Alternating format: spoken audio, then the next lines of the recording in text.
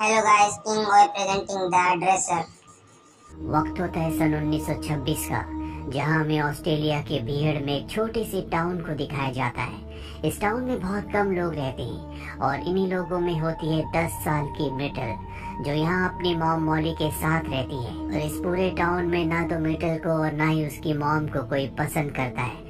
सब मिटल को स्कूल में बुली करते हैं, उसे उल्टा सीधा कहते हैं। यहाँ तक कि टाउन के जो बड़े लोग होते हैं वो भी मात्र 10 साल की मिटल को पसंद नहीं करते। अब एक दिन मिटल की क्लास में एक लड़के की मृत्यु हो जाती है और उसकी मौत का इल्जाम आता है मिटल के ऊपर। सबका यही मानना है कि मिटल ने उस बच्चे को मारा है। इसीलिए टाउन में जितने भी लोग होते हैं वो सब यही चाहते हैं कि मिटल को सजा दी जाए। इस टाउन के जो पुलिस सार्जेंट है वो मिटल को सजा के तौर पर हमेशा के लिए यहाँ से दूर किसी दूसरी सिटी में भेज देते हैं। 25 साल बीत जाते हैं और साल आता है सन 1991 का। मिटल एक बार फिर से अपने टाउन में वापस आ चुकी है। उसे अपने बचपन की धुंधली धुंधली यादें हैं। सबसे पहले वो अपने घर में जाती है, जहां उसके घर की हालत बहुत ज्यादा खराब होती है। उसकी मॉम मॉली भी वहीं पर है। दरअसल मिटल के जाने के बाद उसकी मॉम की तबीयत बहुत ज्यादा खराब हो गई। वो मेंटली अब पूरी तरह से अनस्टेबल है। मिटल अपनी मॉम को याद दिलाने की कोशिश करती है कि वो उनकी बेटी है, लेकिन उसकी मॉम को कुछ भी याद नहीं आता।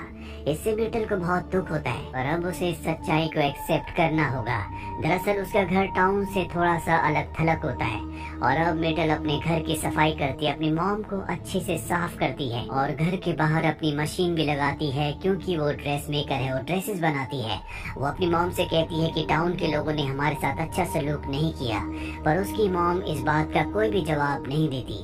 दरअसल वो कभी चाहती नहीं थी कि उसकी बेटी वापस इस टाउन में आए, पर अब मिटल वापस टाउन में आ चुकी है।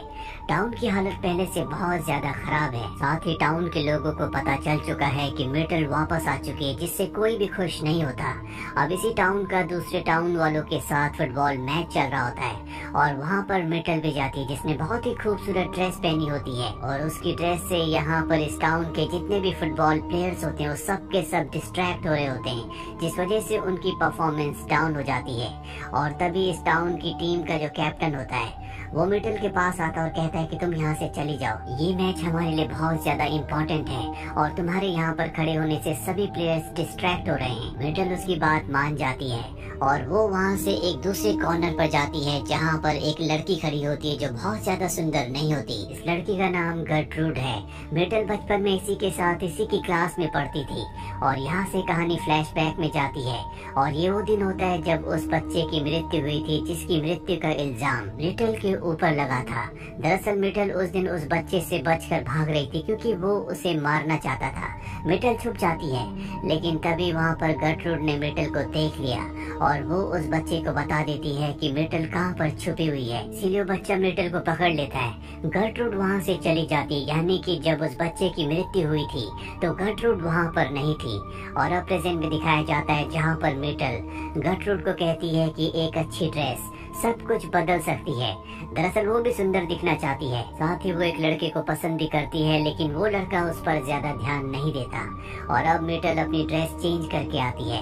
इस बार वो ब्लैक कलर की बहुत ही खूबसूरत ड्रेस पहनती है और अब वो एक बार फिर से उस जगह जाकर खड़ी हो जाती है, लेकिन अब प्लेयर्स की पोजीशंस चेंज हो चुकी होती है। इसीलिए वो उन प्लेयर्स की नजरों के सामने होती है जो दूसरे टाउन के प्लेयर्स हैं और अब वो डिस्ट्रैक्ट होना शुरू हो जाते हैं, जिससे ये टाउन जहाँ मिटल रहती है, इस टाउन की टीम मैच जीत जाती है।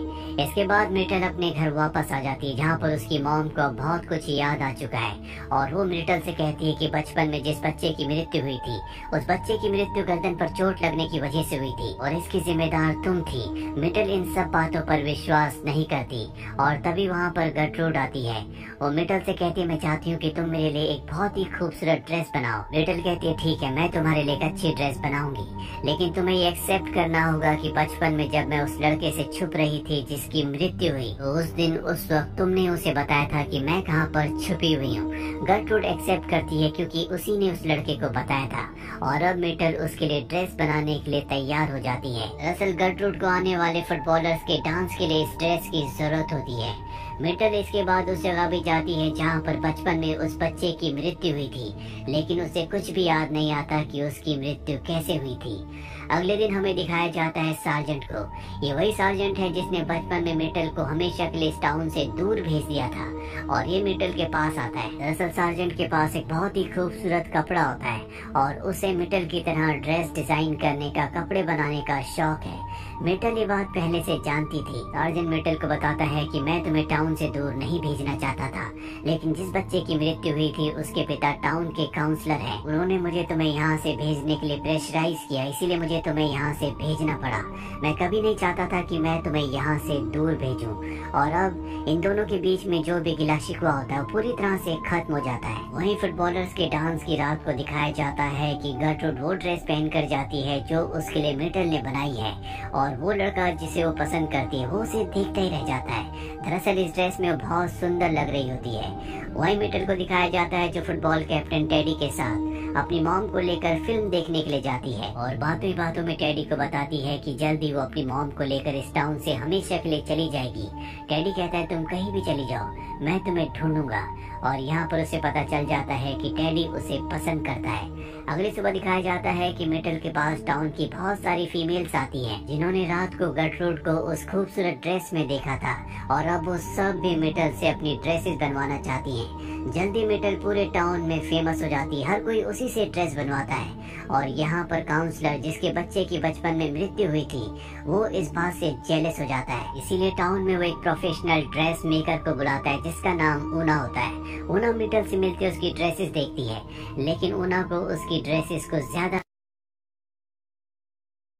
अच्छी नहीं लगती। वहीं टेडी मिटल को बता देता है कि वो उससे बहुत प्यार करता है, पर मिटल उसे कहती है कि मैं एक श्रापित लड़की हूँ, तुम्हें मुझसे दूर रहना चाहिए। दरअसल वो नहीं चाहती कि वो किसी के भी करीब जाए। और अब गर्ट्रूड की उस लड़के से एंगेजमेंट होने वाली होती है जिसे वो पसंद करती थी, और ऊना उसके लिए ड्रेस डिजाइन करती है जो गर्ट्रूड को बिल्कुल पसंद नहीं आती। इसीलिए वो मिटल के पास आती है और मिटल उसके लिए एक बहुत ही शानदार ड्रेस डिजाइन करती है जो सब देखते रह जाते हैं। ऊना के आने से मिटल की पॉपुलैरिटी थोड़ी सी कम हो गई थी, लोग उससे ड्रेसेस नहीं बनवा रहे थे, पर अब एक बार फिर से सब उसके कायल हो गए। वहीं काउंसलर की पत्नी जो देखती है काउंसलर का इंटरेस्ट उसमें कम हो रहा है, वो मिटल के पास अपनी ड्रेस डिजाइन करवाने के लिए आती है। दरअसल वो शुरू से ही मानती है कि मिटल उसके बेटे की मौत का कारण नहीं है, वो ऊपर पेड़ से नीचे गिरने की वजह से मारा गया था। और अब वो मिटल से कहती है कि तुम मेरे लिए एक ड्रेस बनाओ। वही मिटल चाहती है कि बचपन में जो इल्जाम उसके सर पर लगा था उसे वो पूरी तरह से मिटा दे, इसीलिए वो सार्जेंट के पास जाती है और उस बच्चे की केस की फाइल मांगती है, जिसमें वो देखती है कि टीचर ने उसके खिलाफ अपनी टीचर के घर जाती है और उसकी गवाही पढ़कर उसे सुनाती है। यहाँ पर टीचर को मजबूरन ये बताना पड़ता है कि जिस वक्त उस बच्चे की मृत्यु हुई थी वो वहाँ पर नहीं थी, यानी कि उसने झूठी गवाही दी है। और अब मिटल यहाँ से सीधा उस जगह जाती है जहाँ पर गर्ट्रूड की एंगेजमेंट हो रही होती है। वहाँ पर सार्जेंट होता है, वो सार्जेंट से कहती है कि एक झूठी गवाही के बेस पर तुमने मुझे यहाँ से हमेशा के लिए दूर भेज दिया। सार्जेंट कहता है कि मुझे काउंसलर ने कहा था। वो कहती है कि काउंसलर ने मुझे किस हक से यहाँ से दूर भिजवाया। सार्जेंट उसे बताता है कि वो तुम्हारा पिता है। ये सुनकर वो पूरी तरह से हैरान हो जाती है। तभी काउंसलर की बीवी वहाँ पर आकर मिटल को उल्टा सीधा कहना शुरू कर देती है, क्योंकि मिटल की जो टीचर है जिसने उसके खिलाफ झूठी गवाही दी थी उसने काउंसलर की पत्नी के दिमाग में डाल दिया होता है कि मिटल ने उसके बेटे को मारा है। अब काउंसलर अपनी वाइफ को संभालते हुए मिटल को उल्टा सीधा कहना शुरू कर देता है, जिससे टेडी को गुस्सा आता है। टेडी उसे एक पंच मारता है, लेकिन यहाँ पर पुराने जख्म एक बार फिर से हरे हो गए। टाउन के लोग एक बार फिर से मिटल से नफरत करना शुरू कर देते हैं। मिटल वहाँ से भागने लगती है और तभी टेडी का भाई जो कि मेंटली डिसेबल्ड होता है, जो बचपन में उसी जगह था जहाँ पर उस बच्चे की मृत्यु हुई थी, वो जोर जोर से चिल्लाना शुरू कर देता है कि मिटल ने किसी को नहीं मारा, बस वो अपनी जगह से हट गई थी। और अब टेडी मिटल के पास आता है और उसे उसी जगह ले जाता है जहाँ पर बचपन में उस बच्चे की मृत्यु हुई थी। यहाँ पर मिटल को सब याद आ जाता है कि काउंसलर के बेटे ने उसे दीवार के साथ खड़े रहने के लिए कहा था और कहा था कि अगर वो वहाँ से हिली तो वो उसकी मॉम को मार देगा।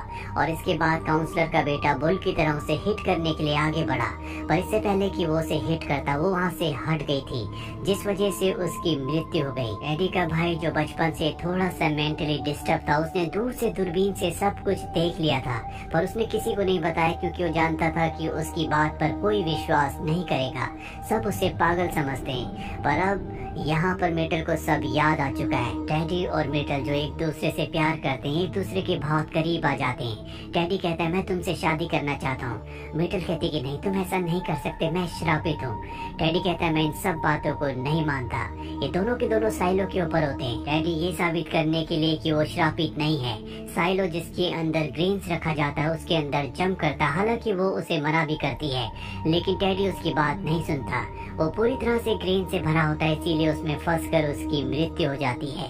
और उसकी मृत्यु के बाद यहाँ पर एक बार फिर से मिटल पूरी तरह से हताश हो जाती है। और जब उसकी तबीयत खराब होती है तो उसकी मॉम मॉली उसके पास आती है और बताती है कि काउंसलर पहले उसी के साथ रहा करता था और उसने दूसरी शादी कर ली जो कि बहुत ही अमीर औरत थी, उसके पास पावर थी, इसीलिए मुझसे हमेशा के लिए अलग हो गया और वो मुझसे नफरत करने लगा। इसीलिए उसने तुम्हें टाउन से दूर भेज दिया था ताकि वो मुझसे बदला ले सके। टाउन के सभी लोग इसके जिम्मेदार है क्योंकि उन्होंने उसका साथ दिया। तुम्हारे अंदर जो आर्ट है, तुम्हें इस आर्ट को टाउन के लोगों के खिलाफ इस्तेमाल करना चाहिए। और मिटल को समझ नहीं आता कि वो कैसे अपनी आर्ट को सबके खिलाफ इस्तेमाल कर सकती है। वहीं अगले दिन दिखाया जाता है जहाँ पर मिटल की मॉम को हार्ट अटैक आता और उनकी मृत्यु हो जाती है। अपनी मॉम की मृत्यु से वो पूरी तरह से टूट गई है क्योंकि अब उसका इस दुनिया में कोई भी नहीं है। रात को बहुत ज्यादा फ्रस्ट्रेटेड होती है, इसीलिए वो अपना म्यूजिक प्लेयर उठाकर बाहर फेंक देती है जो उसकी क्लास टीचर के सिर पर लगता है जिसने बचपन में उसके खिलाफ गवाही दी थी। दरअसल वो उसके घर में ताक झांक कर रही थी, यानी कि उसके झूठ की सजा उसे मिल गई। सार्जेंट इसके बाद उसे मालबर्न सैनिटोरियम में भेज देता है।